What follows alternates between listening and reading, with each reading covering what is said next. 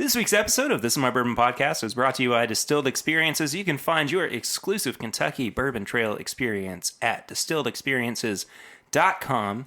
And if you decide to do a public tour, you can use the code MyBourbonPodcast for 15% off all of those public tours. One more time, distilledexperiences.com, and then you can use the code MyBourbonPodcast for 15% off all public tours. Let's start the show, Swan. Hooray!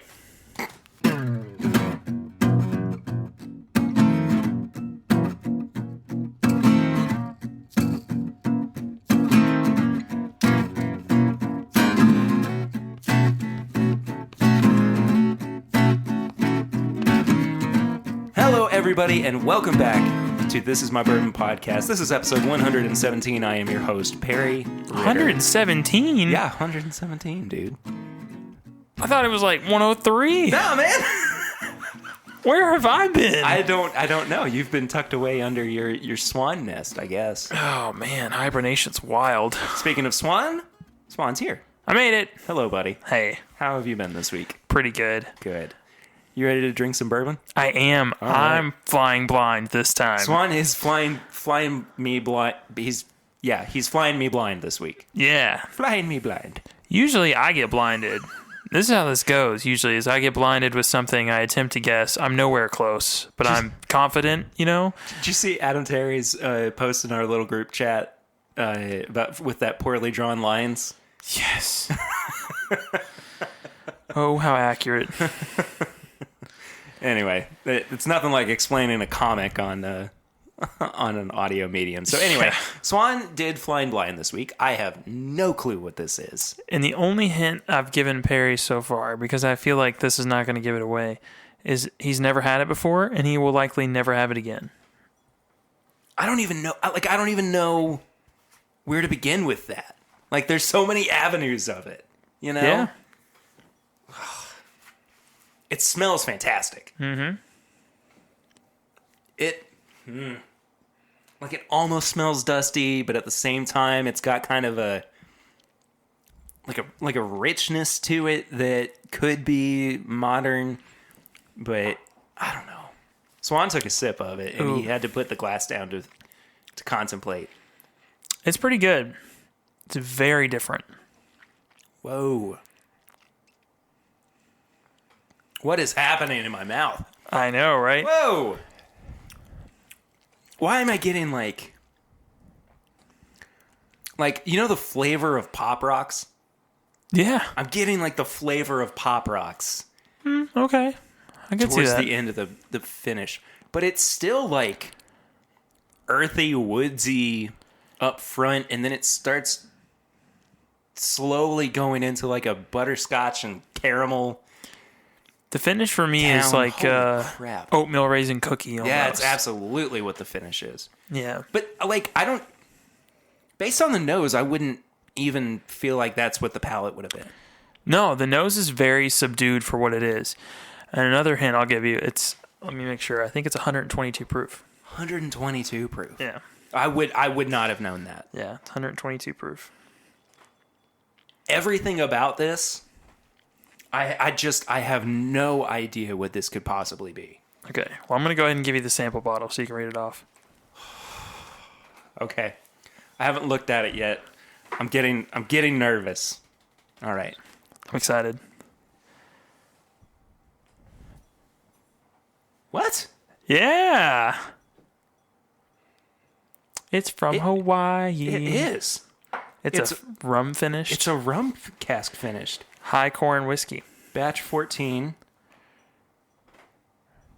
That is wild. 75% corn, 25% rye. Yeah, so it's not technically a bourbon. No. No.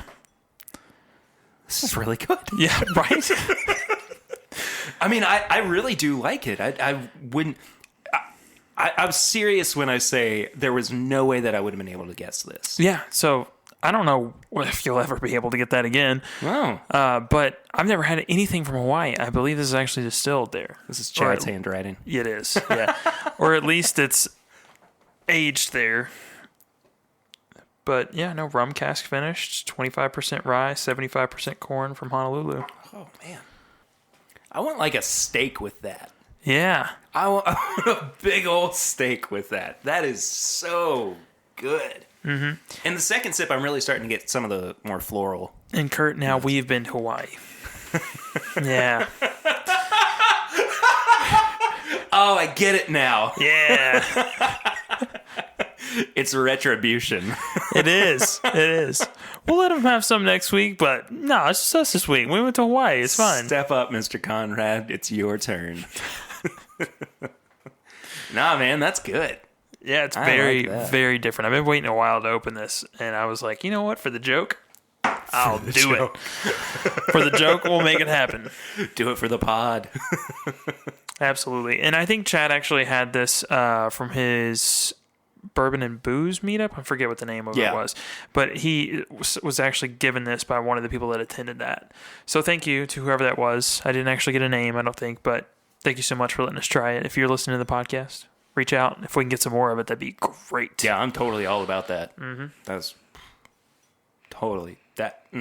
Thank you for sharing that with me. One thing up top before we get into the episode proper. We have had a huge surge, not only in downloads, but in reviews recently. And I just want to say, first and foremost, thank you all so much. Everybody who's been listening recently and downloading the show and sharing it with your friends and reviewing it on iTunes or Podchaser or Podbean, whatever it is that you've been reviewing through. That is super cool. I mean, we're on track to have easily our most successful year with the show at this rate. I mean, we're doing numbers that we've never done before. So I'm very, very pleased with that. Thank you all so much for latching on in the way that you have. I know that it's taken 117 episodes at this point, but I think we're really hitting our stride right now. I want as many people as possible to listen to the show. So if you can, please share it with your friends. And also keep those reviews coming. That's a great way for more people to find it on the iTunes app. I'm not sure if any other app allows reviews like iTunes does. But if you can do that, please do that. It really does help us out a lot. And again, thank you to everybody who has done that already. That's just so cool. It's awesome. I really appreciate it. I'm excited. Expand the family. Let us know that we're not screaming into the void. It's great. That's always my thing is I'm going, yeah, but are people really listening? Am I just shouting into a microphone? And yeah, and then we do a live event. It's a yearly reminder that it's like, oh, no, they're actually here. Yeah, they exist. More on that live event coming soon, too. I know I've been a little bit slow to getting this information out, but I'm working on it all behind the scenes. It's just been kind of a nightmare in planning, but it's going to be worth it. I promise. It's going to be a really cool show. We're going to have not as big of a weekend as we did before, but things will happen. So stay tuned for that. Swan? Barry? What have you been drinking recently? Recently? Nothing. Water. I saw you racking your brain there for a sec. Sparkling water. Coke Zero. No, honestly, we recorded Monday, and I had plenty of stuff Monday, but I haven't had much since. Just haven't had time, really. But I just had some more Nika from the barrel a few minutes ago. You did. Which love that stuff. It's so funny that is one of the things that you've latched onto so much recently. I like it. I don't know. No, I think it's great, too. I mean, I like the bourbon front and a peaty finish, which is odd. So people that are doing it like Kings County, which, you know, hey, I'll wear your T-shirt anywhere if you want to send me a bottle of that peated bourbon. But it's just so good. I don't know what it is, man. I never thought I would lean that direction. I figured I would always shy away from that kind of smokiness and earthiness, but I do enjoy it. No, I cannot agree with you more. I think it's fantastic. One thing that I've been drinking that is not bourbon, but is bourbon related, is the Oak and Bond coffee. Oh, yeah. Dude, it's fantastic. I've posted about it on social media. I've tagged them and everything and shown them how much I love them, and like it's some of the best coffee I've ever had. Mm-hmm. And I it sounds like I'm doing an ad, but I'm not. It's just I love their products. Should have saved it for tips and bits. I should have saved it for tips and bits. Look at them go, ladies and gentlemen. Shoot. I guess I'll just have to save Goat Simulator for that. Oh, yes. Or the trailer for Deer Simulator. Anyway, that's for the Patreon listeners.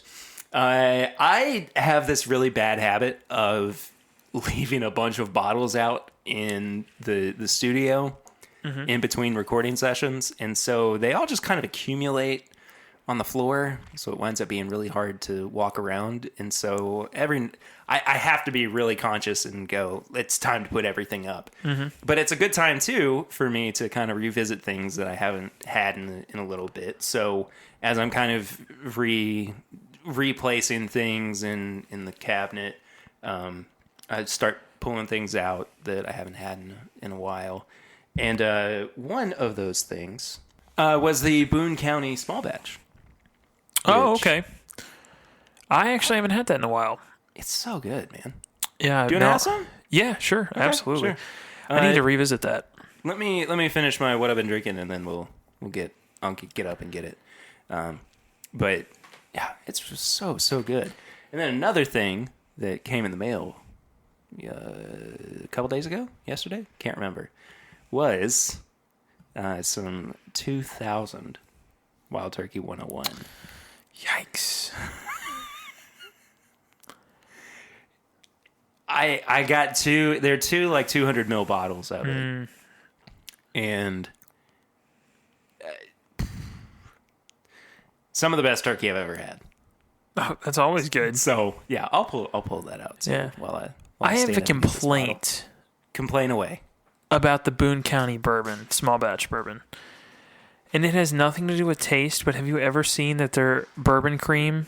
Have you ever seen the label on that? Yeah, it looks identical. So it throws you off in the store every time. To the point the other day that I think I actually went to go grab it before I realized you're going to offer me some old turkey. I'm going to absolutely offer you I'm some not going to say no to that. Yeah, no, it's just a darker bottle, but the label is pretty. The color scheme's almost identical, same shape, everything. Did you have any more of that Booker's that I left you? I did not. Enough. There's still about 2 ounces in that bottle. Yeah, no, save that for a good time. Yeah. Have some Boone County. Why don't you? Oh, yes. I love this bottle. I do too. It's so sturdy.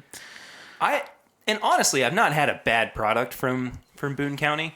The only thing that I've had that I've not really been a huge fan of was a cast strength single barrel pick that was 14 years old. And while Dustin's. Yeah, Dustin's. Yeah. It wasn't bad. It was just so oaky.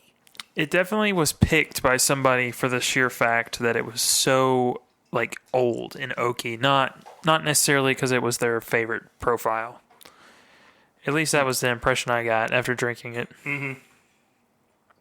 No, I totally agree. But this is great. This is 90.8 proof. I think I remember reading that it was between like 4 and 6 years. Something like that. I was wanting to think that one was blended with like a 5 and a 12 year. Was it? It was something weird like that. I thought it was a big range. I honestly can't remember. I mean, we can look it up. We probably should, since... I really just like to just challenge the fact checkers that listen to this show, just because they can sit at home and just go nuts. I'll just start spouting off nonsense. Yeah, right. Yeah. It is a mixture of barrels.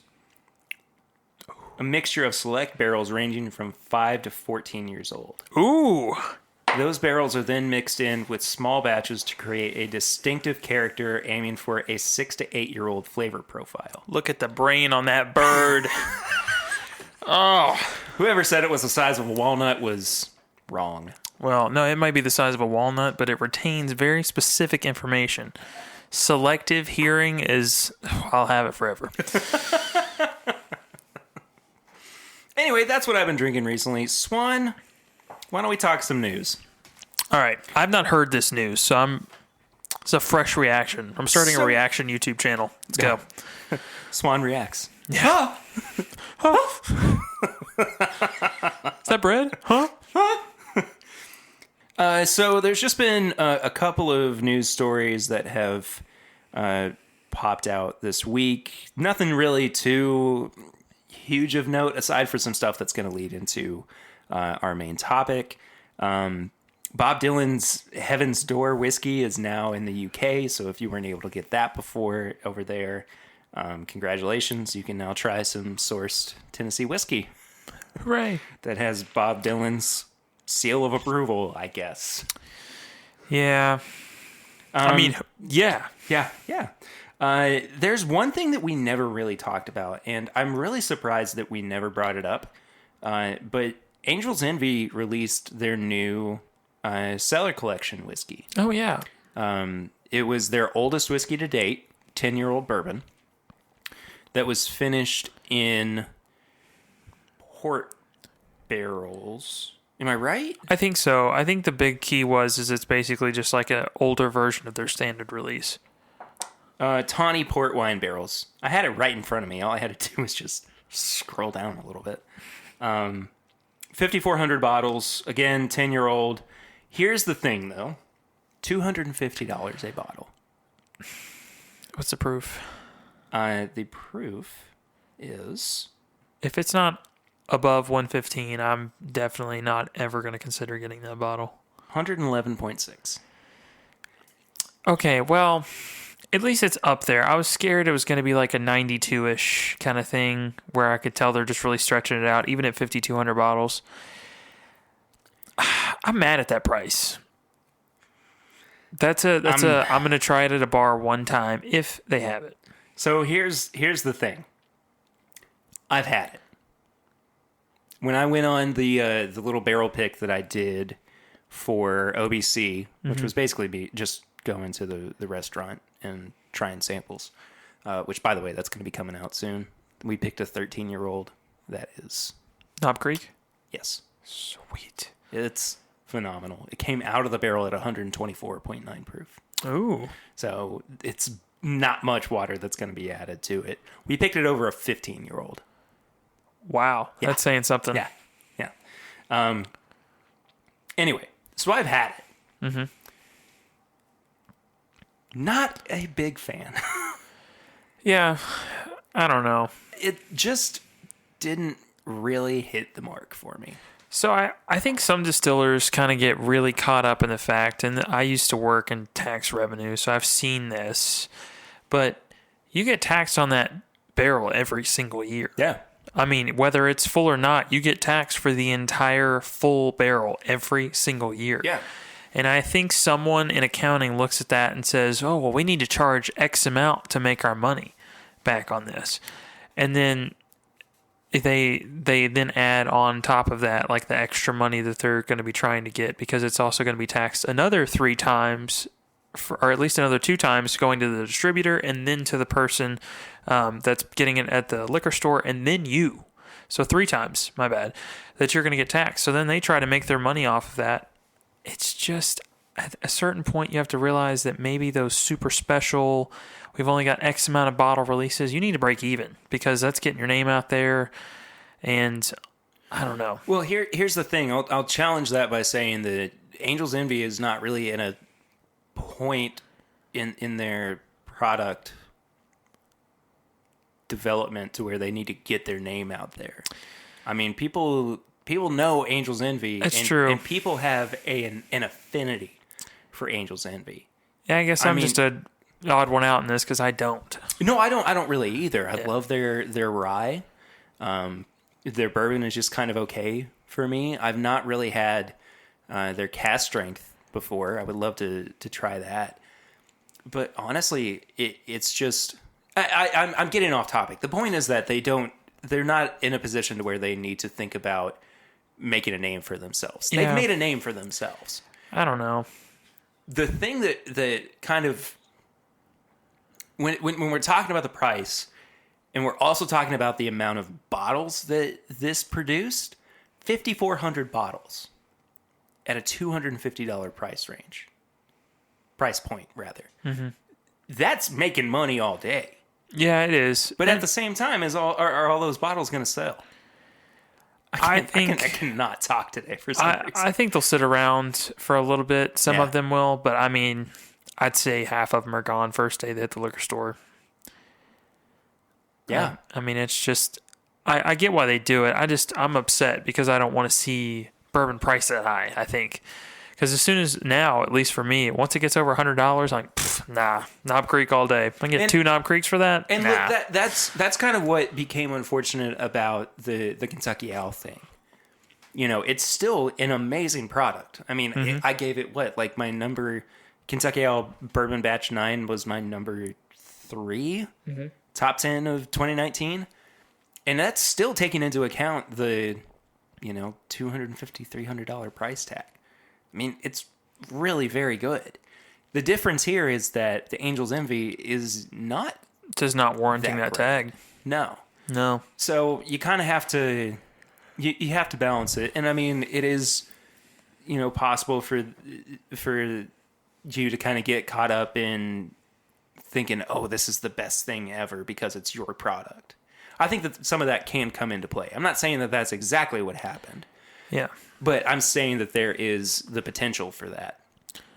With all that being said, $250 is a lot for one bottle of bourbon. Mm-hmm. And I don't want to have to see that on the shelf, whether it's Angel's Envy or Kentucky Owl or a Booker's product or, a Russell's single barrel or whatever. That's so much money to spend on one bottle. It is, but if I saw another bottle of Booker's 30th, I'd be dipping into my credit card. Hardcore. Yeah, even at 300, I think I'd be dipping into it. Yeah. It just is what it is, man. It's pretty good. I just don't think pretty good. Yeah, pretty good. Yeah. I just don't think Angel's Envy is going to warrant that for me. Unfortunately. Yeah. They do have a killer box usually, though. I've seen the cast strength one. And I think, honestly, I get more excited about Angel's Envy's cocktail bar than anything else. Yeah. I mean, just to go back and listen to that episode. Mm-hmm. Oh my gosh. I love the experimentation they do and how enthused they are by not only their own product, but how much they can morph their own product, which usually distillers are not huge on. They want to stick to kind of their core. We made this to taste like this. Yeah. They're like, we're going to bend this product. We're going to put this in there. We've got our own simple syrups we made, some honey, this. I'm going to put flower petals in there. Why not? They just go nuts. I loved doing that episode. But it's one of our least downloaded episodes of all time. Definitely go back and check it out. Go back and listen to it. It's going to be a really fun conversation. Yeah, it's going to make you honestly want to, have like these staples when you come to Kentucky of like, I want to go here, here, here, and here. Heaven Hill, Buffalo Trace, the standards. You listen to that episode, Angel's Envy is going to be on there. At least that kitchen and cocktail bar that they've got. I mean, it's just phenomenal. Okay, so let's move on a little bit. As you know, from listening to the show over the past few weeks, for whatever reason, we've taken it upon ourselves to just dump on these bourbon articles from Gear Patrol. And actually, we're going to go a little bit more positive this time. Okay. Because they posted a pretty good article.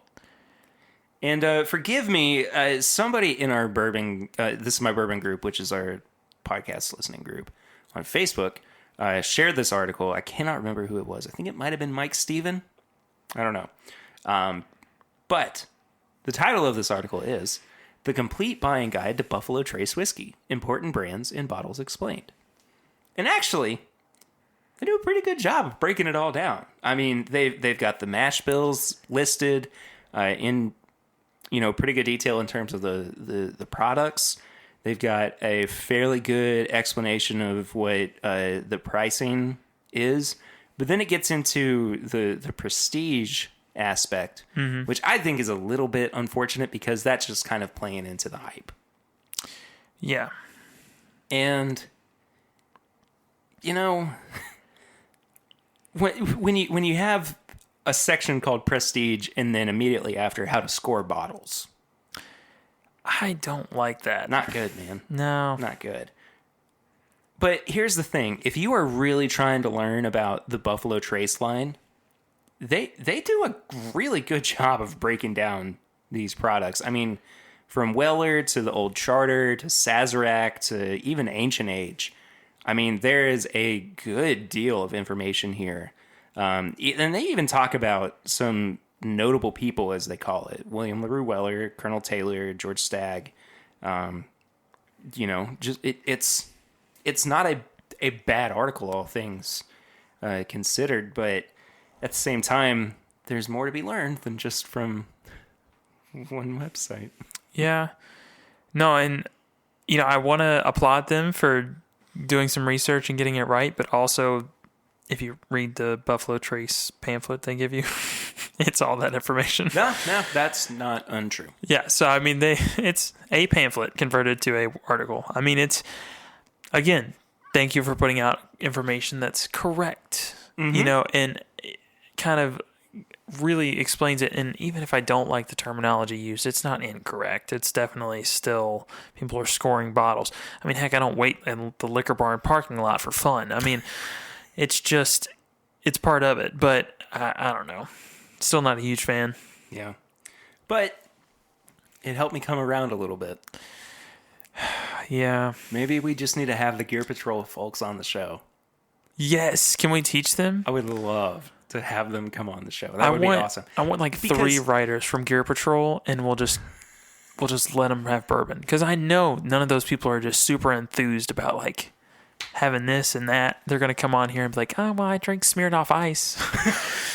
At this point, I mean, this is like the 4th time that we've talked about them. Mm-hmm. It has to have gotten back to them by now, right? I hope so. I would imagine that it's gotten back to them. So if you're listening, send us an email. This is mybourbonshop@gmail.com. And if you can come to Lexington, Kentucky, we'll set something up. Because I think that would be awesome. Or you can get on our barrel ring segment. Oh, heck yeah. 859-428-8253. We actually don't have a barrel rings this week. I meant to say that. Yeah, next week, for sure. Get on there. Go ahead. We would love to hear from you guys. Leave us a voicemail. It'd be awesome. So before we get into the main topic, which also is a little bit of news as well, I have a question for you. Mm-hmm. Would you like to save these samples for a sample episode next week? Yeah, absolutely. Because we got a lot of samples that we got to get through. I know I'm going to need a car ride home next week, but it's fine. Yeah, right. So we'll go with this Dusty Turkey. And next week, I apologize to the people that we shouted out to on the Patreon pregame chats. Which, by the way, if you have not joined the Patreon, patreon.com/mybourbonpodcast for as little as $5 a month, you can actually get all that bonus content, like the pregame chats. It's basically just us sitting around and chatting for a little bit to get warmed up. So I apologize to you guys for not doing those samples this week. We will definitely do them next week. But Dusty Turkey. Oh, yes. So again, this is a Wild Turkey 101 that was released in 2000, which means that it was probably distilled, or it has at least some bourbon that was distilled around 1993. Yeah. Which is the year I was born. This was distilled before I was born. And you don't have a whole lot of those, Swanee. No. So this is kind of cool. I enjoy doing stuff like this. This is always fun. So, all right. Main topic for the week is this insane surge in celebrity whiskeys. Yeah. And here's the reason that we're doing it. As I was researching for this week's episode on news, out of all the articles that I opened, 3 of them were announcements about celebrities producing their own bourbon or whiskey brand. So we're talking one from Jason Aldean and Florida Georgia Line, We're talking one from Terry Bradshaw, who is an old NFL star. And the other one is heavyweight fighter from MMA, Josh Barnett, who honestly I had never heard of before. But he's creating War Master bourbon. Okay. So this is a lot of celebrities all of a sudden coming out and saying, I want to make a bourbon. I want to have a bourbon.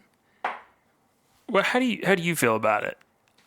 Because I can tell just by your tone, you're like, I'm not sure about that. It feels disingenuous. Okay. It legitimately does to me. I'm going to play devil's advocate to this, but keep going. Okay, no, that's fine, because I think that's something that, we need to explore with this conversation, because, I mean, there are... If we had to have a whiteboard up with pros and cons listed, I think that there are very defining pros and cons. For me, I think that it's kind of easy to fall into the negativity category and just go, this seems wrong. Yeah.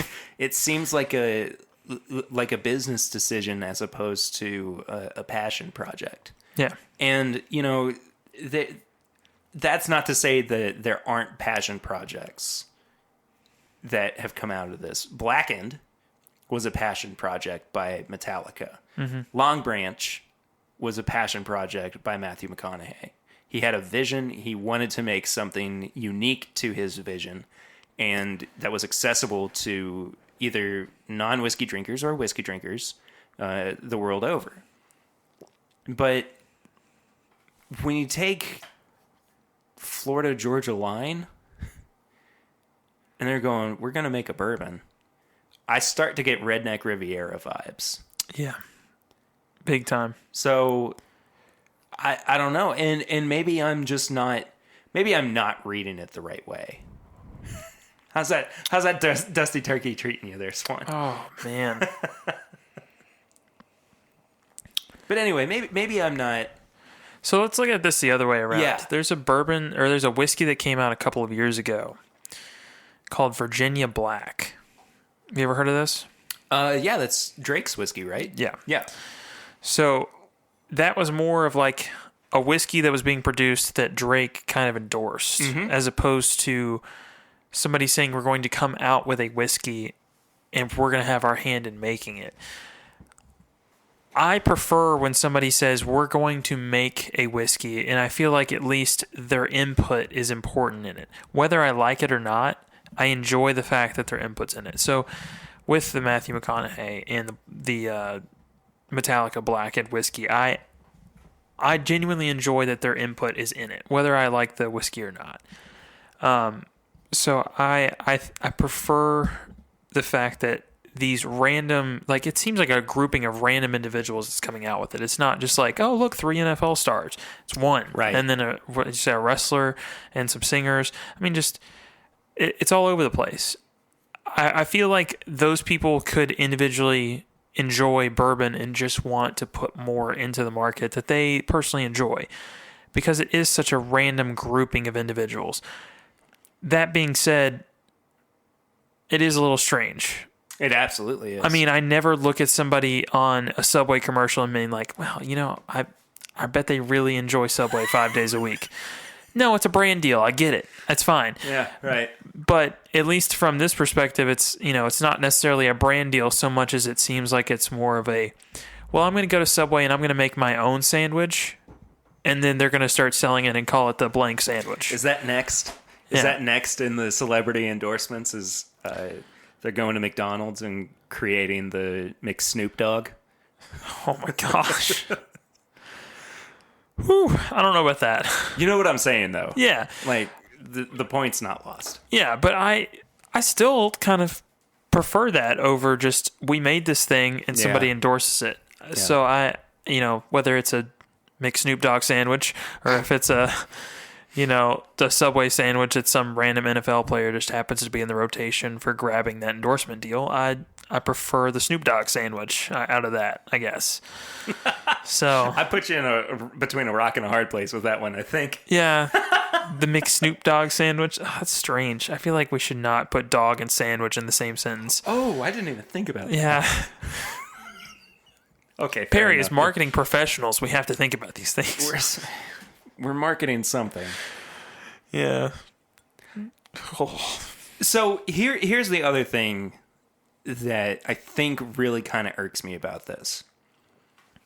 And I'm going to challenge my own point by saying that, yes, there is a huge pro that comes out of celebrities endorsing or creating whiskeys that then go to the general public, and they might be non-whiskey drinkers. And so then they come into the fold and they want to try Booker's for the first time, or they want to try Elijah Craig or whatever. And that may very well be their stepping stone, much like those of us that, it was Jim Beam, or for me it was Bullet, or, whatever it is that leads you into trying these other bourbons, these other whiskeys. I can see that being a huge positive, and I'm totally 100% behind that. The problem for me, though, is do we need more of that in this market? See, this is where I'm going to take a step back from saying I prefer the mixed Snoop Dogg sandwich and kind of lean in heavy to my cons portion of this, because let's look at this. Blackened, what was your opinion on that? Average at best. Okay. Statesman?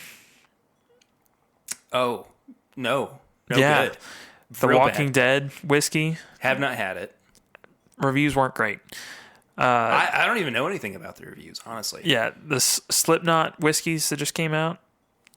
I've heard pretty middling reviews about it. So the point I'm trying to make is none of them have really hit the mark. Like they've come out, they've been there, those kind of gimmicky, there's either a person or a brand behind it that's really pushing it that's not associated with a bourbon. None of them have come out and really just blown me away. Yeah. I mean, even Long Branch, that one had a goal to be accessible to bourbon drinkers and non-bourbon drinkers alike. And I think it did that well. What my thing?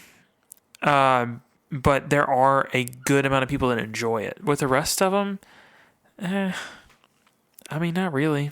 Yeah. I mean, the Walking Dead whiskey had some age behind it, which I know some people like, but they also just flavor profile didn't seem to really jive with anybody. I totally agree with that.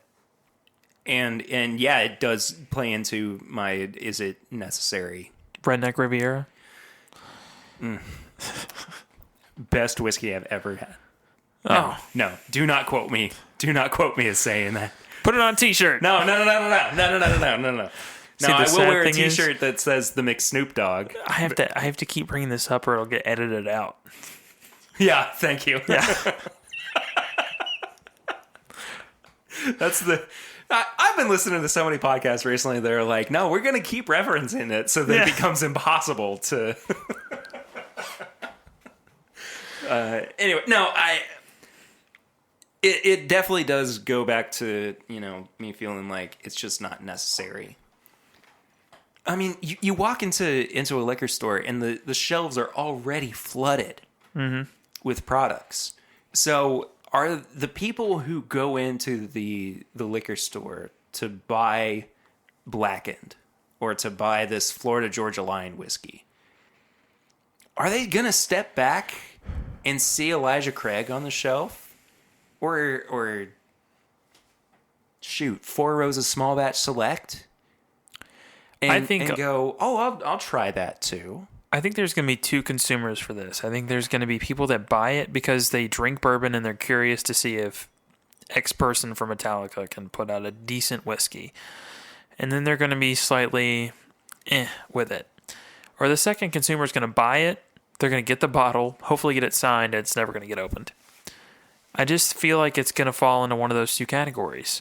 I don't think there's very many people that are going to buy a bottle of Blackened and then turn around and say, you know what, I really it wasn't bad. I kind of like this bourbon thing. Let's go try something else. And then ask the guy behind the counter at their local liquor store, what do you recommend? I liked blank. Because even the guy behind the counter is going to say, "You like blackened?" I don't know anyone that like that.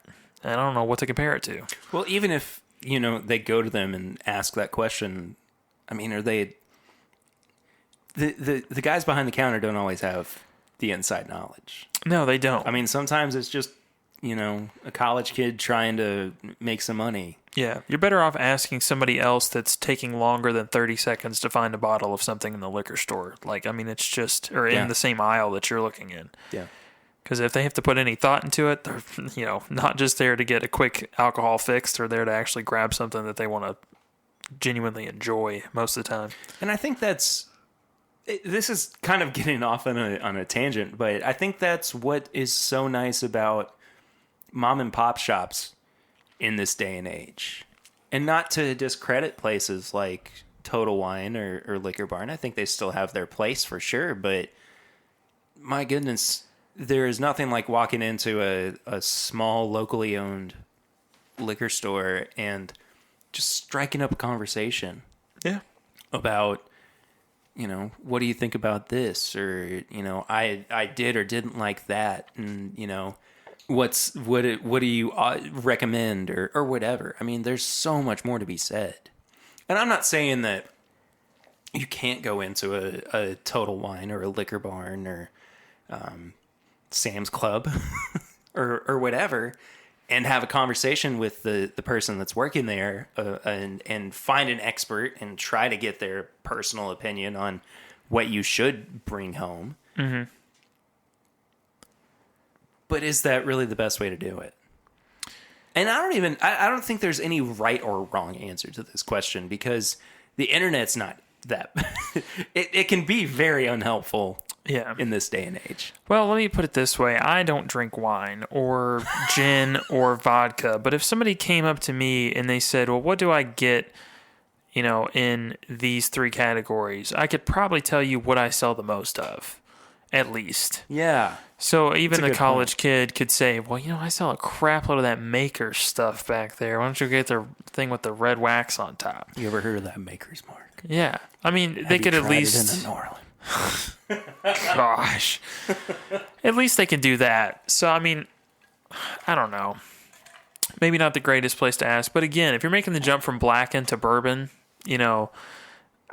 there's not much that's not going to be, at least it's popular, that's kind of in that category. Like I'd drink Makers, interchangeably with blackened, I think. Yeah. And I don't really like Makers like that. But I'd still drink it. Yeah. Absolutely. I think just to kind of wrap up my thoughts, it's fine that people are doing this. I don't know if it's the best thing for bourbon right now. Yeah. And I think that as we start to see a more saturation in the market, it could very quickly lead to the end of the bourbon boom. And yeah, that's just how the market works. I mean, it hits peaks and it hits valleys, and that valley is going to come eventually. But as bourbon enthusiasts, as bourbon consumers, we need to respond appropriately and find ways to continue enjoying it the way that we have. Yeah. So, I mean, I'm not saying that we're the defining factor, but I mean, if you listen to last week's episode, you heard Shane Baker of Wilderness Trail talk about how they were putting out a rye whiskey that is in direct response to people who are making cocktails and don't want to use higher proof ryes. So it's not impossible for voices to be heard. Yeah. In the market. And honestly, the best way to express that is with your wallet. Yeah, absolutely. I mean, spend money on and it sounds awful, but spend money on the good stuff. Spend money on what you like. And if what you like is these celebrity endorsed whiskeys, fine. I got a story for that one. Okay. So you go in the liquor store or something for this? Or? No, because you're gonna It's going to be short and sweet. And you're going to love this. Oh, great. So you've been in plenty of liquor barns, I'm sure, where you walk in and there's the whole bourbon aisle. And it's like, oh, look at that. There's 4 or 5 people over there picking out what they want. And then you walk over a little further and they've got like all of the kind of markdown transitional stuff where it's like, it's not really this, it's not really that. And then they have just this giant 6-foot section from floor to the top of the shelf that's nothing but Redneck Riviera, completely signed by the person that endorses it. And it still does not sell. No. So the whole point of buying or like showing your appreciation with your wallet is key, because I'm pretty sure that whoever ordered that amount of Redneck Riviera at that liquor barn is like, I am never ordering this ever again. I've made a huge mistake. And if Liquor Barn in its entirety says that, then I guarantee they won't order anymore. Yeah. And I'm sure everyone else won't either. Yeah, and absolutely. They'll keep a case, not 15 cases. It's just not, after a while, it's not quite worth it. Look, there's a reason that 4 Roses Small Batch Select went out for me last year. And yes, it was because I love that bourbon and think it's phenomenal and everything. But again, it's an affordable drinker. That's available. That's widely available. Mm-hmm. And is not going out of stock anytime soon. So I stand by it. Yeah. I really do. So there are better things out there to be had than some of these celebrity whiskeys. But that doesn't mean that they're all terrible or that they all would be terrible. Yeah, no, when they come out, I'll definitely try them. I'll give anything a shot, honestly. Yeah. I will try anything once, bourbon-wise. Cutting that one up, too. It's also going on a T-shirt. Oh, great. All right. Well, I think that we've been negative enough this episode. Why don't we try some positive thinking? Oh, like this turkey? This is positive. Hey, man, this turkey was huge ridiculous. So I wanted to, and this is kind of because we were sent recently, both of these bottles by Heaven Hill. I wanted to kind of pair these up. One, because one of them is a new expression from them, and the other one is because when I cracked this open, I could not believe what I was drinking. So I'll leave that as it is. But I wanted to do both of these bourbons together in this episode. So we have Larceny Barrel Proof A120. We also have Elijah Craig Barrel Proof A120. And I'm excited to do these head to head. I also wanted to review the Larceny because I got this and it's pretty significantly lower than it was when I first got it. Yeah. There's still a good bit in it, but I wanted to review it before it was gone. So, Swan, do you want to do these side by side or do you want to do them independently? Oh, side by side. Side by sure. side? Yeah. All right. It's my dream to just play Edward 40 hands, but with 2 Glencairns. At that point, it's just like Edward 10 milliliter hands. Yeah. While we're pouring these, I got a great story for you. Please tell me your story, Swan. So as you know, I work in textbooks now, right? You do. And one of the textbooks that came in today was a Midsummer Night's, or whatever it is, the actual book. Midsummer Night's Dream? Yeah. By Shakespeare. Yeah. Yeah. And somebody asked for it because it had been on back order for a while. And I asked if they wanted a Midwinter Night's Dram. I tried so hard, and it just wasn't happening. And he looked at me and he's like, no. And I'm like, oh, but the Shakespeare book, right? He's like, yeah. And I'm guessing he had no idea what you were talking about. No clue. Fantastic. Just absolutely amazing. Looked at me like I had 5 pairs of glasses on. It was... I mean, you did, but that's beside the point. Yeah. They were free. Don't judge. But, You've signed up for that Warby Parker deal. Yeah. You're only supposed to try one on at a time just to see if you like them, but why not all, you know? All right, so Larceny Barrel Proof A120. This is a blend of 6 and 8 year old barrels. It comes in at 123.2 proof. And then on the other hand, the Elijah Craig Barrel Proof is a 12-year-old bourbon that is 136.6 proof. Swan has just nosed both of them, and he had very different reactions. Yeah. No, I definitely have one I prefer. Well, why don't we start with our left hand? Okay.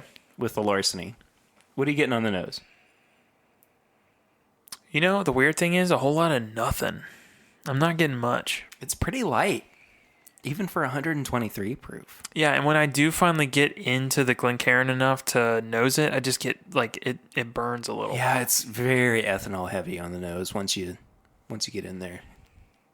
I think this is one, if it's what I'm thinking it's going to be like on the palate, I'm going to have a hard time having this for my first pour of the night. I'm going to want to have warmed up a little bit. I would hope so at 123 proof. But if I had to pick anything out, and I think that I definitely am getting this. It's a like frosted Cheerios note on the nose. Yeah, I can see that. Almost that like dry. It's very dry cereal. Dry cereal, yeah. Dry oats. It's so weird. Well, and we always go back to the fact that wheat really has a sense of like an absence of rye. Maybe we just get so much of the rye on the nose that when it's not there, it just kind of pulls that out of the nose a little bit. But if I'm just thinking about Larceny as a wheated bourbon, I get more. Did you get some on your lip there? Is that what happened? Yeah. I definitely get more on the nose of the small batch. That's true. Than I do with the barrel proof. So maybe it just exists better in a lower proof than it does at cast strength. And that being said, you know, we haven't even tasted this yet. But B, this is the first release that they've done of Larceny Barrel Proof. They have plenty of time to perfect this, and I will be along for that ride. Yeah, no, I'm 100% on board for it. But in this case, the nose is just kind of falling a little bit flat for me. Ooh, that is hot. Uh-huh. Oh, yes. I'm going to be completely honest. I need to let this sit for a minute and then go back for a second sip because I did not get much. I was getting the same thing that I was on the nose. I'm still getting an oaty, sugary flavor to it. Yeah. And it's so strange. It's very one note. It is. It's that in the alcohol burn. Yeah. No, the alcohol burn's about all I'm getting. Okay, I kind of chewed on it a little bit with a small sip there. I did too. You know what's reminding me of? It's very strange. It's like a Stag Junior stripped of the kind of dark, plummy note. Absolutely. There's not really any oakiness to it, which I would have expected from a blend of 6 to 8 years old. And the color. And the color and the proof. I mean, it's dark. It is dark. The finish is intense. The finish is a lot, yeah.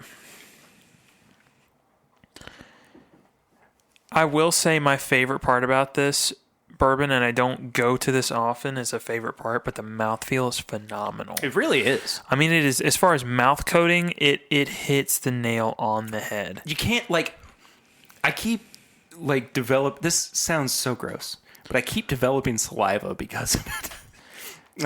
It's like my mouth doesn't know how to react to the thick oiliness of it. Mm-hmm. But it is a really enjoyable mouthfeel. I 100% agree with you. It's good. It makes me want to go back for another sip. And if that's what they were shooting for, killed it. But I don't disagree with you, but I don't think that there's enough on here to warrant a good score. I don't know any other way to say that other than yeah. I'm not crazy about this. No, I'm not nuts over it. I will say it definitely has that like salty chip effect where I want to keep sipping on it. It's the Lay's, you can't have just one. Yeah, or maybe even like when you go to like some place with like a really spicy salsa and you're like, well, it's painful if I just don't have it like constantly. Right. So I'll just keep eating chips. And I'll actually descend into the pain once the salsa's gone, not when I'm full. Like it's... Yeah, absolutely. It's strange. But I don't think this is my favorite. I think I've had a lot of bad Elijah Craig releases that I would prefer over this. And bad is a strong word because obviously I just have ones I prefer over exactly. other ones. I was going to say, we've never had one that we've like turned our nose up at. Mm-hmm. But in this case... Yeah, there are others that I prefer over this one. It's starting to give me like especially on the nose now that I go back, like a fake. Could you imagine having like a dark chocolate, but like a fake Halloween candy dark chocolate? They don't usually make those. It smells plasticky. Yeah. Like Halloween. This might be lost on some people. I'm not sure. But there was just this very specific, like, plastic that they made Halloween pumpkins out of, like trick-or-treat pumpkins out of. Yeah. That this reminds me of. I know what you're talking about. Yes. And it has, like, the faint smell of, like, chocolate and just random candy in it. It's still got that. Yeah, it's that sugary sweetness that I was picking up initially, but it's just mixed in with this artificial kind of rubbery note almost. It's different. It's different. I actually want this in an old fashioned. Oh, I would love to try this in a cocktail. Yeah, this was some Eli Mason. Love Eli Mason, by the way. Oh, dude.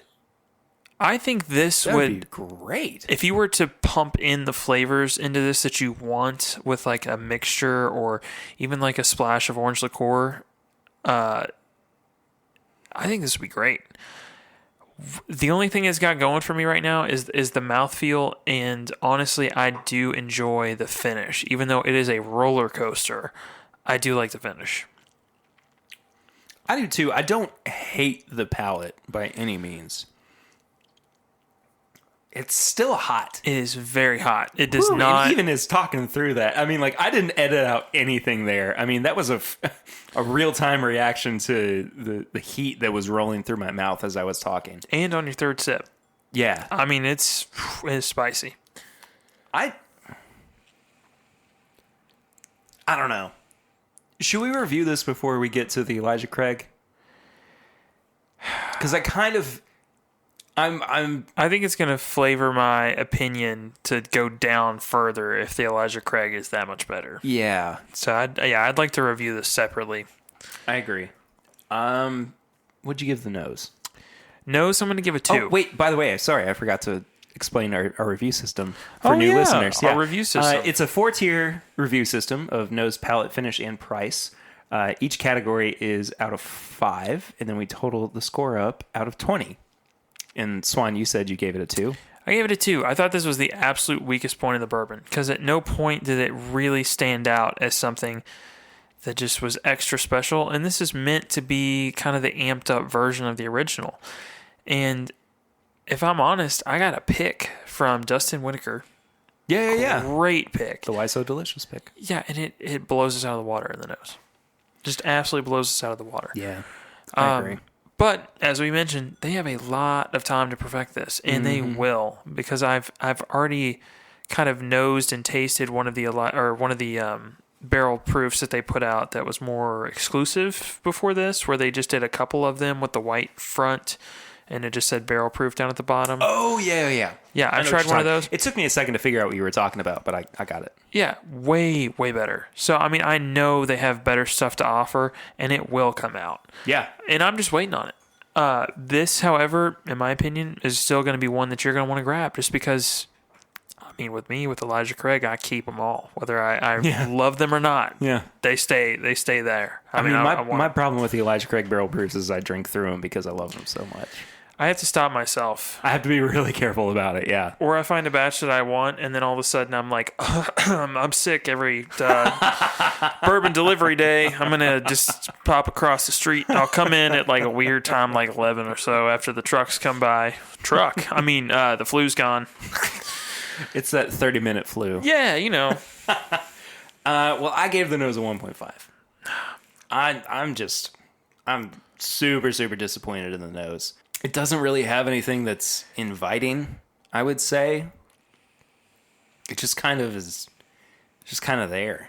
Yeah. And like there was that one note, which was the frosted Cheerios, and then the ethanol. But that's not much. No, and I can get that shaming in a gas station while I'm filling up on gas and throwing down an entire small box of Cheerios. I mean, it's fine. No, I did give the palate a 2, though. The palate I thought was better. I gave it a 2.5. Yeah, I feel like I'm a lot more critical of this one than you are. Yeah, so I can see myself drinking this. It's going to be a rare occasion that I just want something to hurt me. But if I have a bad day and I'm just like, I want this to hit me like a truck, I have those days. We all do. Yeah, because trust me, I go home and I go right back to A118, Elijah Craig Barrel Proof, and it takes me right back. Yeah. I mean, that thing hurts. But I like it. It does. I mean, I'd still rather have C918. Oh, don't we all? Down to one bottle out of my case. Same here. Yeah. Anyway, I gave the finish a 2.5. Okay, I gave it a 3. We are so neck and neck with this So review. neck and neck, yeah. I mean, I feel like we're saying the same things, just slightly differently. Yeah. Or slightly off, you know. Here's where I'm going to contradict myself. Because this is a very unique product. It is, yeah. There is no affordable barrel-proof wheated bourbon on the market. Maker's Cast Strength. There is one other affordable crap. There's no... Here, let's do this as a qualifier. There's no affordable wheated like cast strength that gets above 115 proof. Okay, there we go. And this one is well above that. And the other 2 releases that I'm aware of that they put out that were not part of their annual releases, that were just in the white text bottle, those have also been over, I believe, the 120. One was 122 and a half, one was 125. I think those were the 2. But above 120. This is the only one I know of that does that. Well, I gave it a 3.5 regardless. Yeah. I think that it's not an unattainable range, but I think that there are still products that I would rather have around it. Yes, it's easy for me to say that I would rather have Turkey 101, but I would rather have regular old Elijah Craig small batch over this. And that was your price? No, the price was $65. No, I mean your price. Score. That was my price. Yeah. Price score, I'm going to go with a 4. Okay. Again, we're just ever so slightly off from each other. I think it's a 4.5. So for me, I prefer Elijah Craig because I enjoy the rye. I also lean towards ryes over wheated, typically.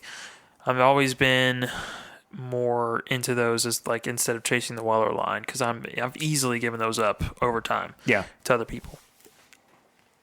I think personally this is not the best that they're going to do. And I'm excited to see what else comes out.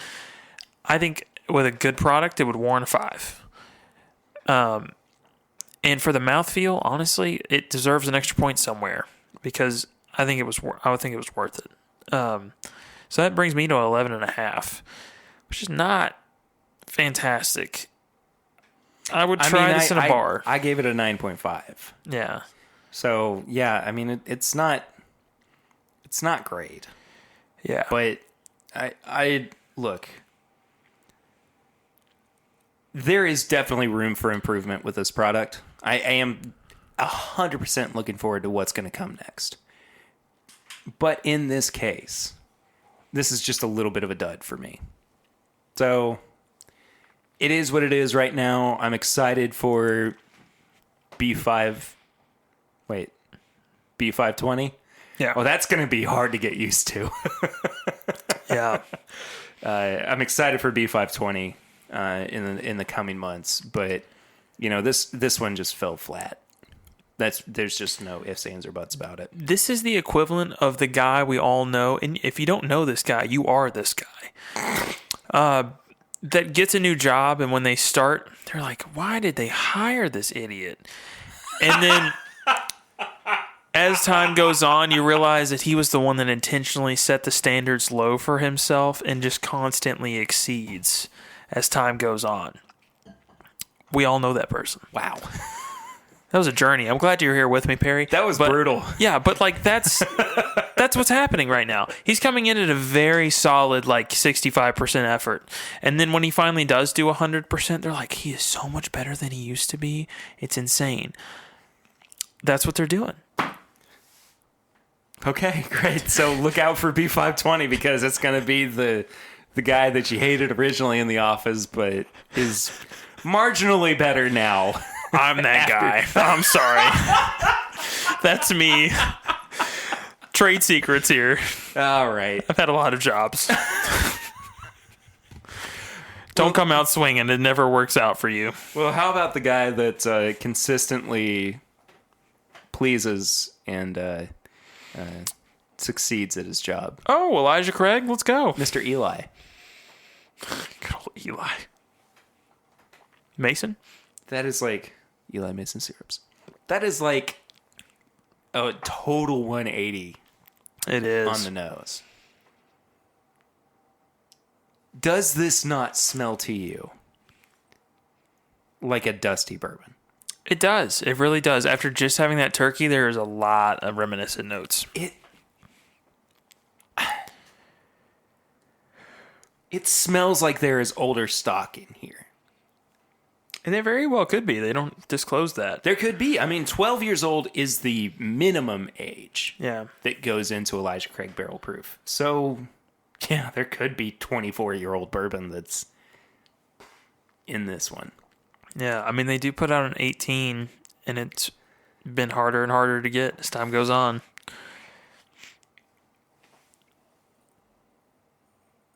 Oh, man, this is so good. I mean, it does still singe the nose hairs. But I like it. I do too. I like it. But it does, you do still get the proof on the nose. I mean, it is 136, so you would kind of anticipate it. Yeah. But I think that the age is apparent. I think that the barrel influence is extremely apparent on this. I mean, the oak, it's like an oak and butterscotch / caramel sandwich. Like it all kind of tucks. I would too. It all tucks really well together. Yeah. But then there is that weird Fifth Element kind of deal that's dusty. Was he dead the whole time? Maybe he was.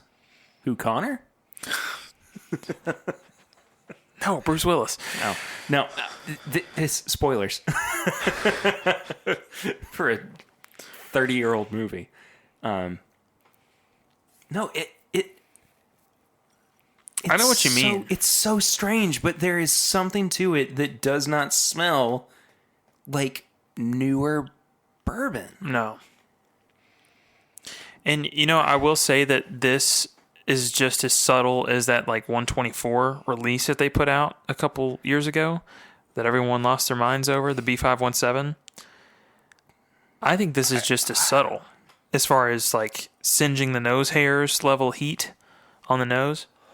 If I really start digging into it, I can actually pick up some kind of grassy notes to it as well.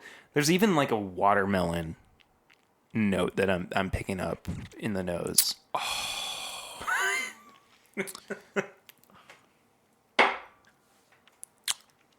That's it. That is it.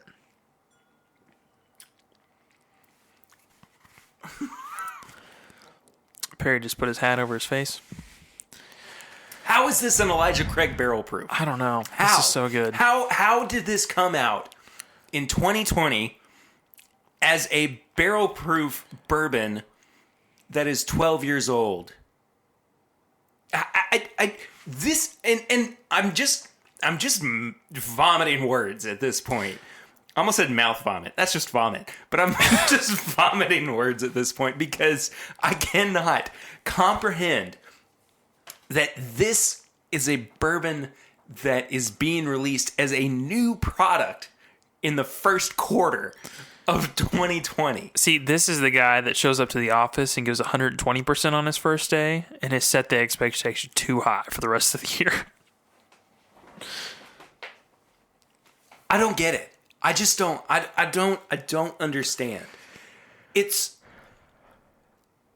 here's the thing. Here's where I get tripped up. I mean, this is going to be one of the highest scores I've ever given on the show. It's top tier for me. But the neurons are not connecting in my brain to understand how this is a thing. It feels like Heaven Hill was playing a prank on us by dumping out a decanter bourbon and throwing it in this bottle and sending it our way and going, good luck, chumps. Yeah. I mean, I take a drink of this and I'm like, oh, this is what serotonin's like. I mean, it's just so much. Who needs therapy when you've got Elijah Craig barrel proof? Elijah Craig barrel proof. Oh my God. This is fantastic, dude. I'm of so many different minds about this. I think the only knock I have on it is there is some weird note that I do pick up slightly on the nose where it kind of reminds me of a little cough syrup-ish. But it's like, it's back there. Huh. But it's not on the taste to me. It's not on the... I don't know. My one knock, I think, is the finish. The finish could be a little longer. That's what I'm getting at, is that it does kind of hit a wall, and then it just kind of gets watery. Yeah. But it's... All right, I feel like I need to step back from this. I need to legitimately try to recenter myself when I'm talking about this bourbon. Why does this feel like a vintage bourbon? I don't know. I don't either. I have no idea. That's I feel like I can almost not score this. You know what I mean? Like there's some mental block where my brain is going, this is unavailable to people. Don't rank it. You know what I mean? Yeah. Because it is so unique. And so I have to get my palate and my brain in the same space to where I know that it's not unattainable, because this is still a $65 bottle of barrel proof bourbon that is widely available on the market. Yeah, it is. So here's my thing. This is going to talk through this so much. I'm sorry. Yeah, I think if you're in Kentucky, this is very hard to find. If you're outside of it, if you're in a state that doesn't get very good distribution, this is going to be hard to find. There's definitely going to be people with bourbon accounts and things posting the fact that they found, X bottles in whatever store. This is one that I wouldn't leave an extra one on the shelf. I'd buy them all for me. I'm sorry. Like, I don't know. There's so many bourbons I pick up and immediately text you and Chad, and I'm like, hey, here's what I found. Yeah. Do you want it? No, not this one. Sorry, I'm stockpiling this one. This one's getting its own shelf. Like, it is good. Its own corner of the room. Yeah, I have 3 shelves. This is getting its own one. It's fine. It's just one bottle. I think it's that good to me. I think it's amazing too, but I cannot... It's like I just can't get over that hurdle of being able to really truly verbalize what I feel about it. And I'm so frustrated by this, but in such a loving way. Does that make sense? Like I don't want to stop drinking this bourbon, and I want to tell people about how good this bourbon is, but it just feels like I shouldn't be. I think that's your mind saying, if I tell people how good this is, my likelihood of finding it goes down.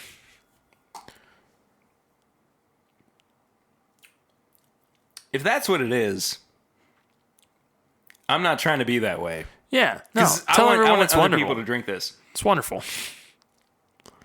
And to be fair, this is my third time having this, and I have consistently had the same reaction to it.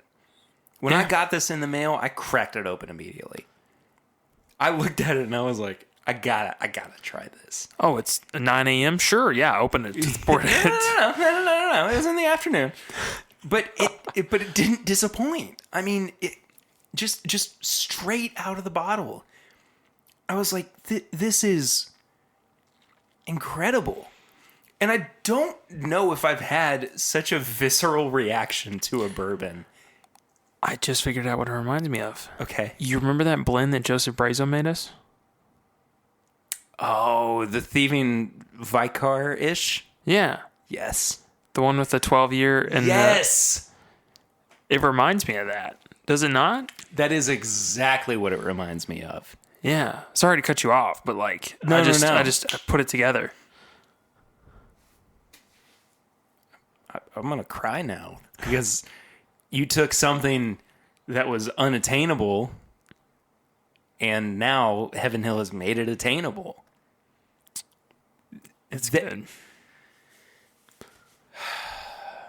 So, okay, to clue people in, this was a blend of C918 and a pre-fire Elijah Craig 12-year, if I remember correctly, and it was phenomenal.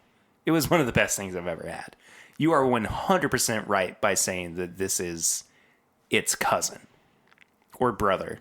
Yeah. Or dad. I don't know. It's related. It is very, very closely related. I'm so in between speechless and shouting on the top of a mountain about this one that I've got to try to put this into numerical form. I have. Do you want me to go through my full listing? I'm gonna let you go because I legitimately need more time to process this one. Gotcha. So the nose, I gave it 4.5. I think it's a very, very good nose. There's a lot of really good dusty notes in it. It's got a little citrus, almost a melon. Yeah, absolutely. I think that I'd said watermelon at one point, but yeah, I'm totally on board with that. Yeah, and then it just hits you with all the classic Elijah Craig notes as well. You know, the little bit of cherry in there, the barrel, and it's not super tanniny where it just smacks you in the face with like a barrel stave, but it still has that like entering a rick house just smell to it, you know. The butterscotch, I mean, it's all there. I mean, if there was a checklist of everything I want in it, it's all there, plus just a little cough syrup for me. That's where it lost that 0.5. As far as the palate goes, I give it a 5. I thought the palate was wonderful. I thought it was the strongest point of this bourbon.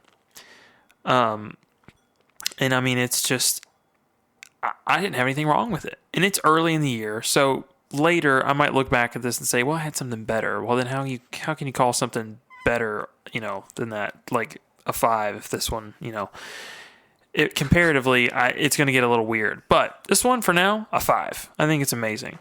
I think that's where things become kind of hairy, is that, you know, we are constantly putting them up against other products, but at the same time, there is a subjectivity to it that we have to just kind of accept. Yeah. So I think you gotta go for it, man. Yeah. No, it's a 5 for me. Now, and then the weak point of this bourbon is the finish. I think it's a 3.5. is what I gave it. It's a very good finish. It just ends kind of abruptly. Like, I wanted to keep going. I want this to sit in my mouth for a good 30 seconds and just really kind of develop and kind of lean into those tobacco-heavy notes that it starts to get to. And it has some, but it just kind of stops. So it's about 70% of what I want. And I want a little more. So I gave it a 3.5. The price, $5. This is, and I will say it again, the best deal in bourbon for me. I don't think it gets any better. Heaven Hill can come back with their 6-year bottle in a bond at $10, and I would still say this is the best deal in bourbon. I just think it's fantastic. $60 to $65 with a 12-year-old barrel-proof product that is consistently amazing. It is hard to beat. And I'm waiting for the Larceny to catch up to it because it's going to be phenomenal. I'm really happy you went first because I legitimately needed to just relish in the fact that this is one of the best bourbons I've ever had. Yeah. There is just there are no ifs, ands, or buts about it. It is oily. It's inviting. It's full-bodied. It's got a level of excitement to it that I think nothing in 2019 had. If this had come out in 2019, Four Roses Small Batch Select would have been my number 2. Yeah, I think so too. And that maybe it's because last year was just kind of an overall dud year for some of our mainstays, Booker's, Elijah Craig Barrel Proof, stuff like that, where you just kind of are expecting a little bit more bang for your buck. Yeah. But if everything else this year with Elijah Craig Barrel Proof is as good as this bourbon, we're in a lot of trouble. We're legitimately in a lot of trouble. Yeah, my number 1 bourbon of the year is going to be Elijah Craig Barrel Proof Line. That'll just be my top 3. It'll just be what all 3 of the releases that come out. I'm going to start out by saying I gave this in total an 18.5. See, I gave it an 18, so you went even higher than me. I can't have that. It's Elijah Craig Barrel Proof. This is my thing, Perry. It's my thing. Well, because it's your thing, have another sip. Oh, I can't. I have to drive. Oh, yeah, that's right. Yeah. Well, I gave it 5s across the board except for one category. Oh, wow. And that was the finish. What'd you give it? 3.5. Okay. It legitimately did just hit a wall where I was like, I need a little bit something extra.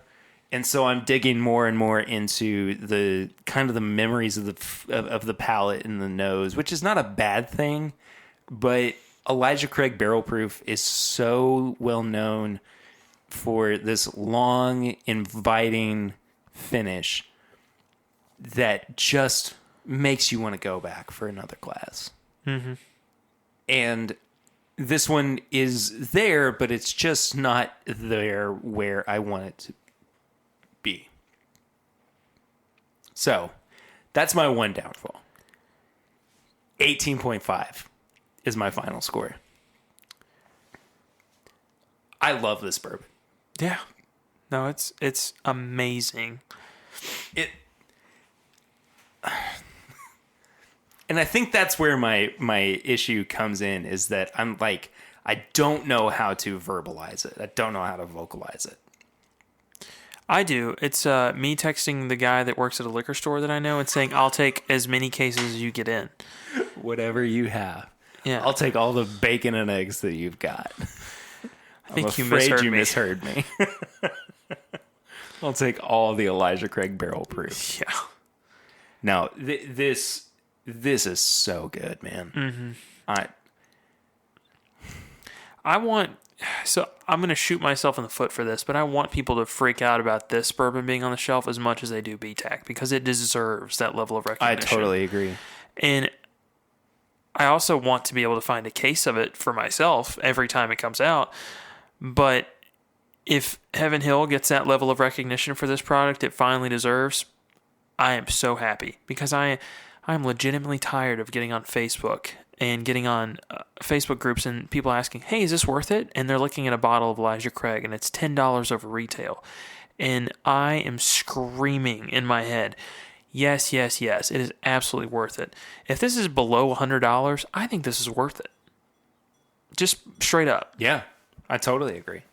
I mean, if this was in a BTAC bottle and said George T. Stagg on the front of it, $400, and you'd be like, oh, it's not that bad of a deal. But because it's Elijah Craig barrel proof, people are looking at it going, $75? Oh my gosh, that's ridiculous. You got it for $60. Why are you putting it up for $75? This blows the entire antique collection from 2019 out of the water. I think William LaRue keeps up with it, but not by much. I mean, it's just... I don't even know. I don't even know at that point. I just think this was a stellar pour. Oh, it's very good. From Heaven Hill. I mean, this is one of their best outings ever. Absolutely.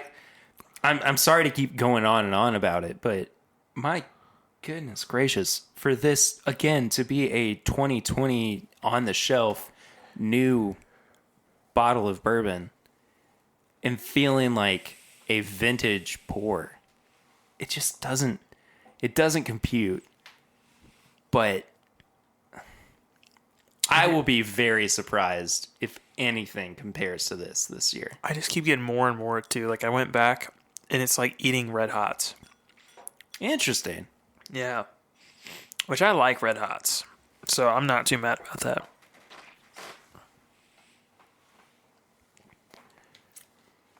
Oh, see, now I'm getting like a marshmallow note. Oh. It's amazing.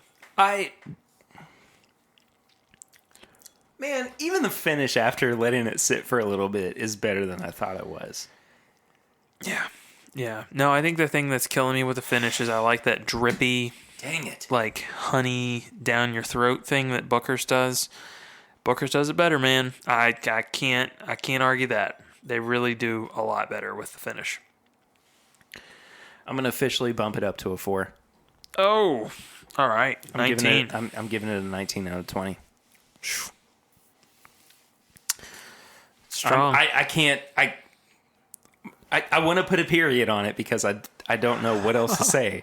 Just because this is, by and large, one of the best things I've had in a long time. I mean, this bottle, this early in the year, makes me want to buy a bottle, take it all, put it in 1 ounce sample bottles, just 25 of them, because I think it's like 25 or whatever ounces.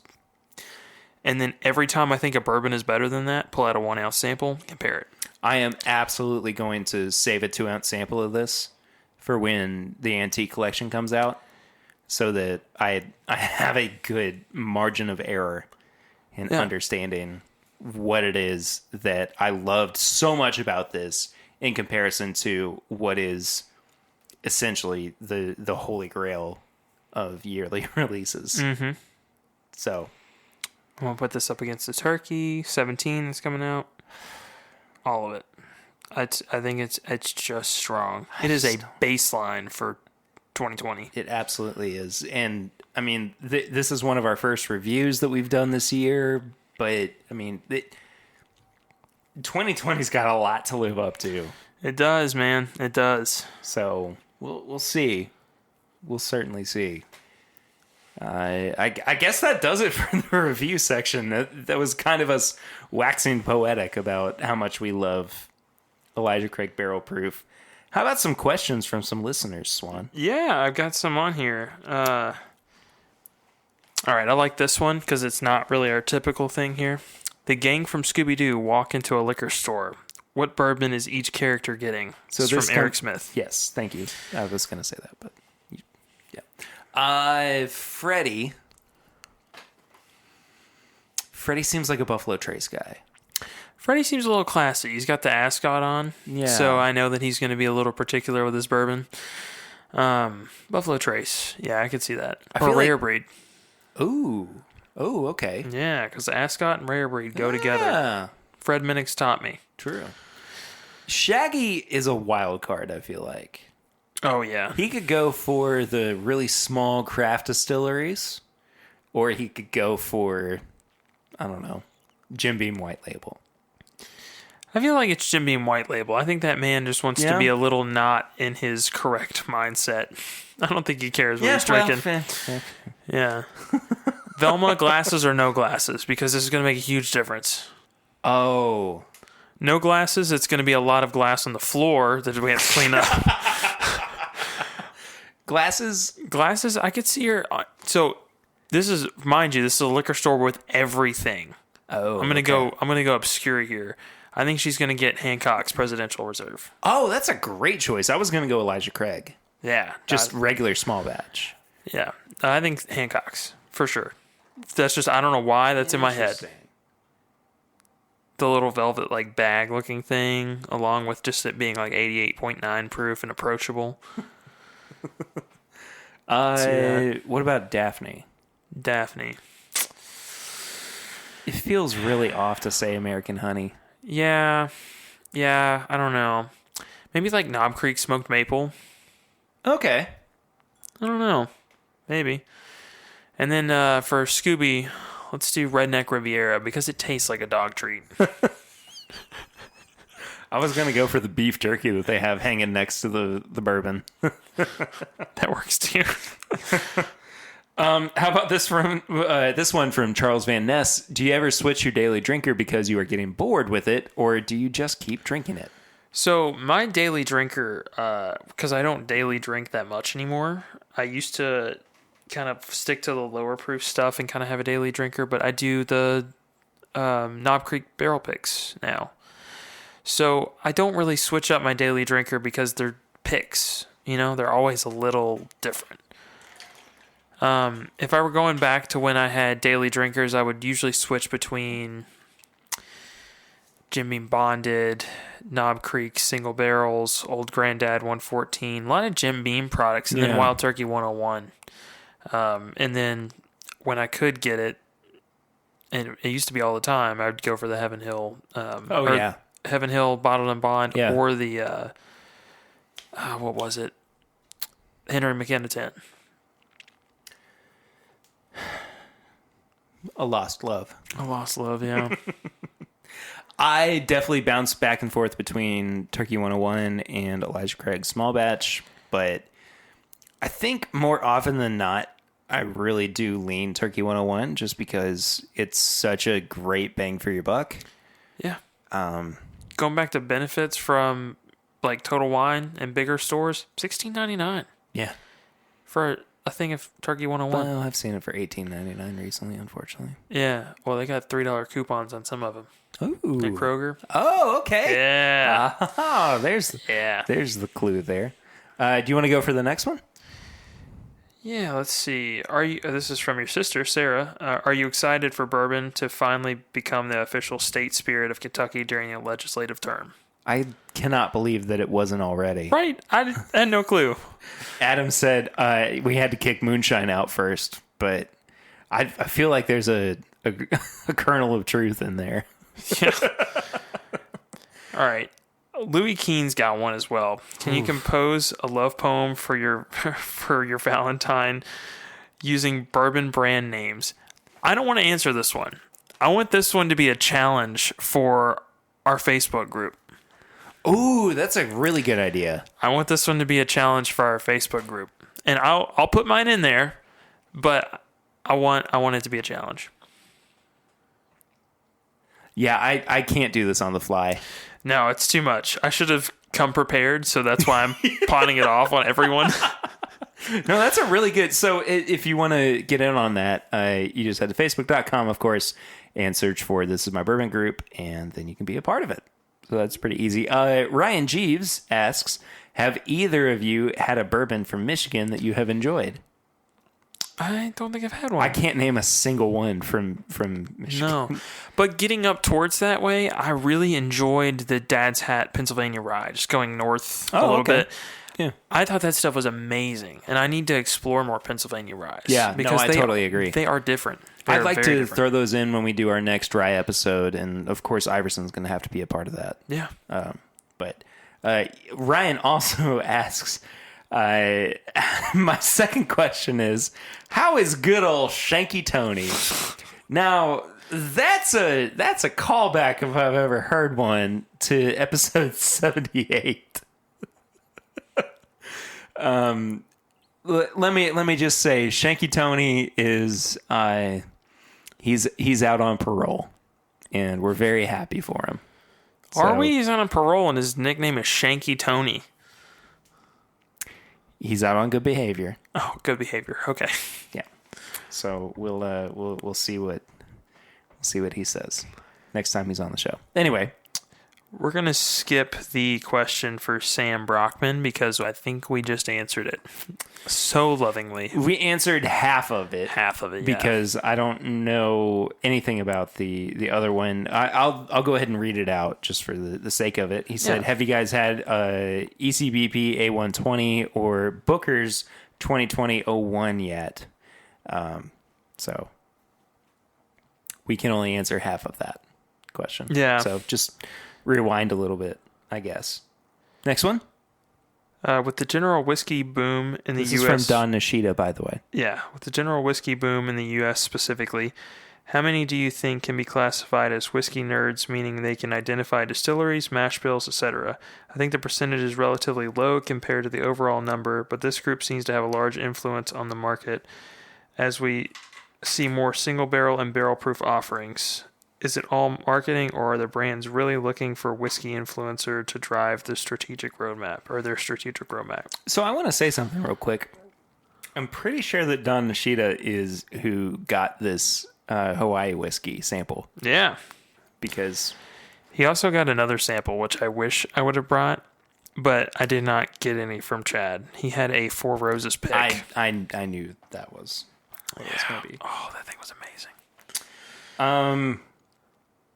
So in general, the question was, are whiskey nerds still a thing? Yeah, I definitely think they are.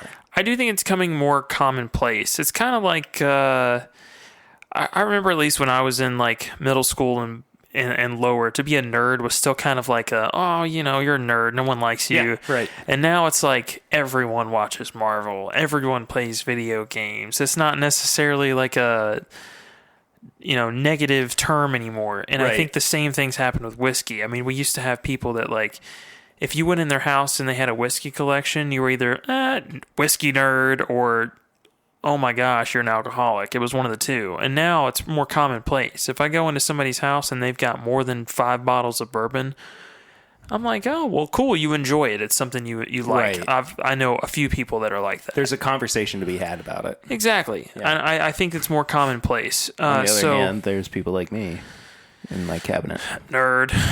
But... Thanks, dude. Yeah. Thank you.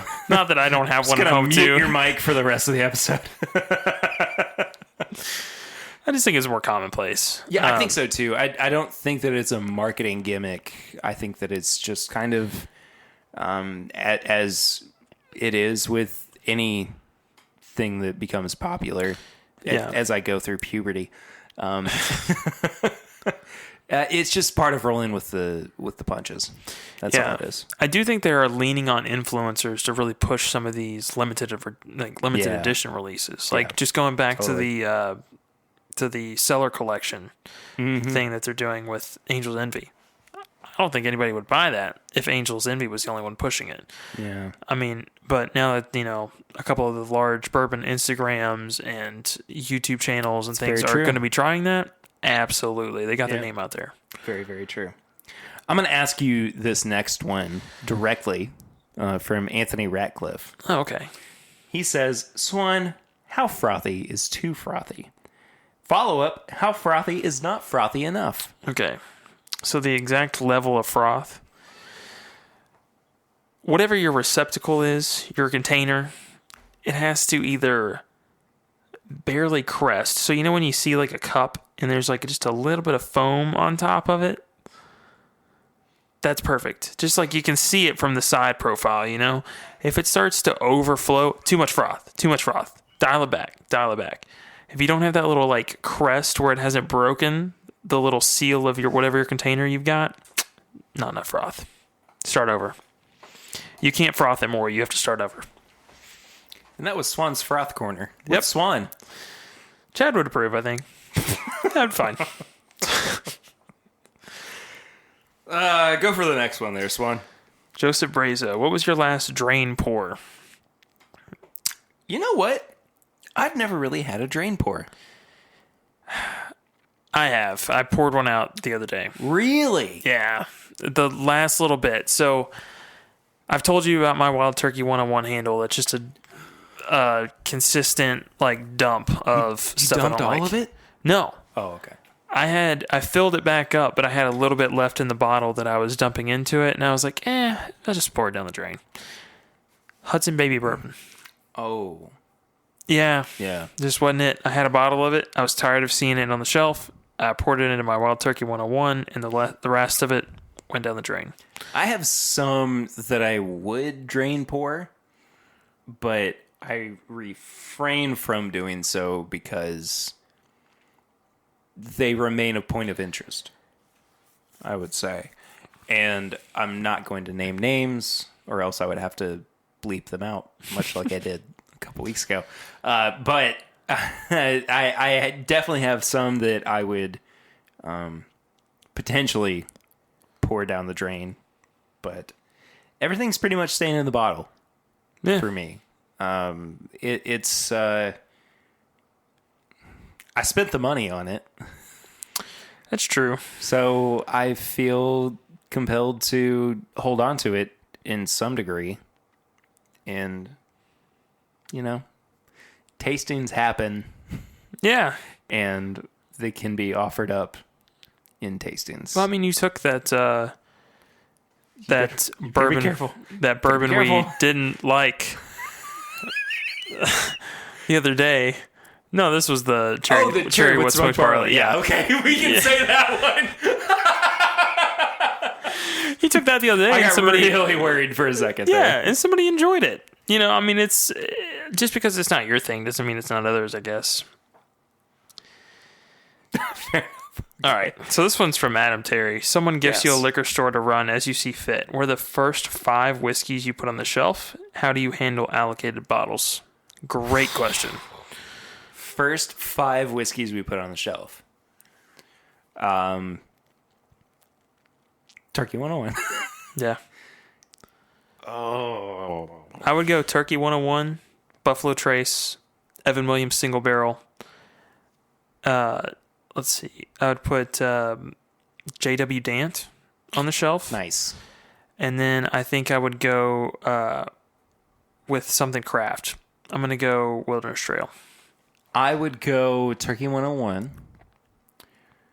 Granddad 114, Heaven Hill 6 year, 90 proof.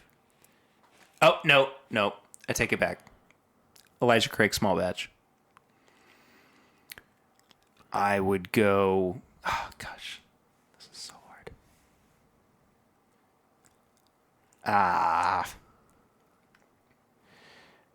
There's about 20 whiskeys I want to put on there immediately. I know, right? And yeah. I just tried to peg all over the board. What's craft? What's single barrel? It's up in proof. I'd go 4 Roses small batch select. And then if I'm going craft,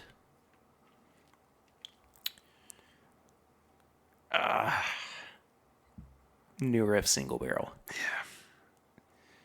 But then how would we handle allocated products? Allocated. I would put back 50% of what comes in. That's, good product. Yeah. And then that first 50%, the other 50% would just be first come, first serve. Yeah. No, I'm totally on board with that. Yeah. And then the rest of the 50%, I would do one of 2 things with. If I had somebody that I need to make it right with, say I'd mess something up, I've got decent bottles of bourbon to fix that with, provided that customer actually liked bourbon. Or put it back for an end of the year first come first serve. I really, really like the way that one specific does it. So there's a store called Westport Whiskey and Wine in Louisville, and they do a once a year, just huge, relatively close to retail. They make their money, I get it, but it's not perfectly close to retail. And they do a event where you have to show up, but you can't show up before 6 a.m. or they won't let you come in. Jeez. So okay. Fair enough. it keeps people from doing the whole overnight thing and getting insane. You get one bottle that you want. I mean, throughout the year, hopefully you find more than just one. But I mean, you do want to put back enough to have like a large event, drive business. And then also, if you mess up with a customer or there's somebody that's just been like, hey man, I need this because, it's my dad. I get this for my dad's birthday every single year. You just want to make it right with a customer or really make someone's day. You've got it back there to do it with. See, I also like the, rewarding good customers aspect of it too. So, maybe save a bottle or two back to, reward some people who have been good to you. Adam also asks, Weller foolproof versus Larceny barrel proof. Weller foolproof for now. Weller foolproof. Yeah. For now is a very good caveat. And then to round it out, Matt Porter, or ADHD Whiskey, as he is now known, says, have you done a 60-40 split of ECBP C919 and Larceny barrel proof yet? Because you should. No. We'll need to. Well, I would love to. I would also love to find some Elijah Craig barrel proof C919. Yeah. But that sample's long gone. It got drank. Yeah, no, it did. It did. Thank you guys for sending in your questions. If you would like to do that, again, you can head to Facebook.com and search for This Is My Bourbon Group. There are just a few questions to become a part of that, and then you can join in on a really fun conversation. We're not done yet. This is a bit of a long-winded one, but we do still have tips and bits. Swan, you want to do a quick old tips and bits for this week's episode? I do. I want to get mad about something though, simultaneously. Oh boy, here he goes. Yeah, I know. I watched a show on Netflix. It's a Netflix original called AJ and the Queen. I think drag comedy is hilarious. I don't know if you've ever seen any of it. It's just way over the top and ridiculous, and that show is absolutely full of it. But the ending, not fulfilling at all. Really? At all. That series needed literally an extra 5 minutes, and it would have been phenomenal. Wow. Or at least something that you could have watched that you wouldn't have been mad that you spent an hour on 10 episodes. Yeah. Or an hour for 10 episodes, per. But either way, I don't know. I thought the whole thing was great. And then it's like the last 5 minutes, I'm just like, and finish it up, wrap it up. That sucks. So hopefully there's a season 2. But that is not how you set up a cliffhanger, Netflix. Anyways, what's your tips and bits, Perry? Well, Swan, my tips and bits that are a lot less angry than yours, I guess. One of my, of course, favorite things in the world is Australian content creators. Kentucky Fried chatting. And no, hey, great show, by the way. Don't you dare talk bad about my boy Peter Jones. Anyway, no, there's a really great gaming channel. I think I might have referenced this before, but it's called Gamey Game. And they put out what might be the funniest episode of that show of all time this week. I mean, like, it starts out at like 11 and does not stop for the entirety of the episode. Also, like I said, I'm a big nerd, so I went back and watched a little bit of Doctor Who recently too, and I've not been caught up on this most recent season, but I would like to be because it's apparently fantastic.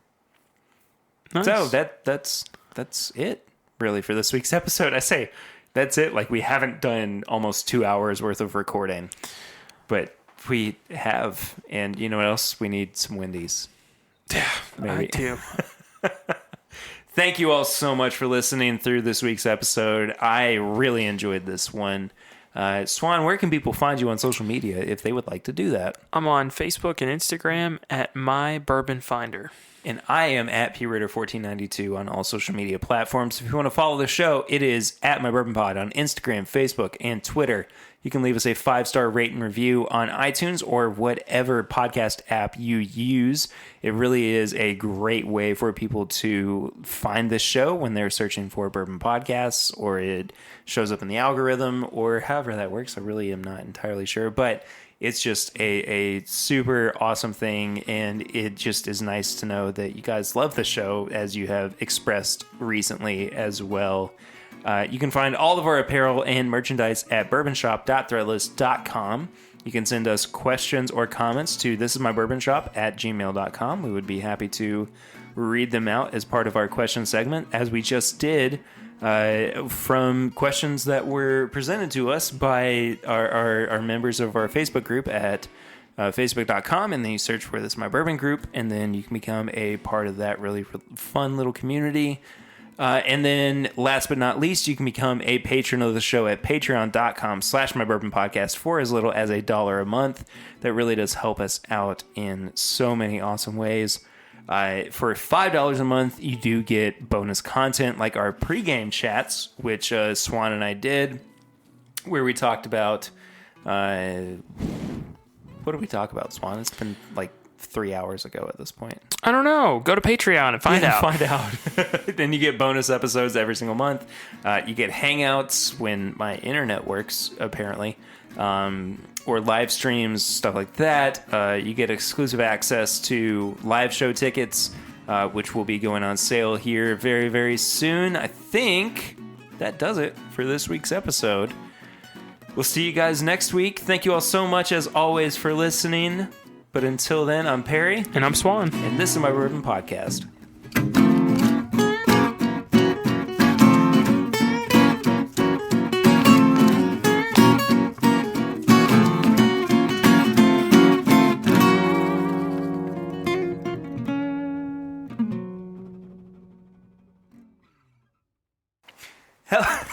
Just gotta add something weird in there, you know. I just wanted to catch you off guard.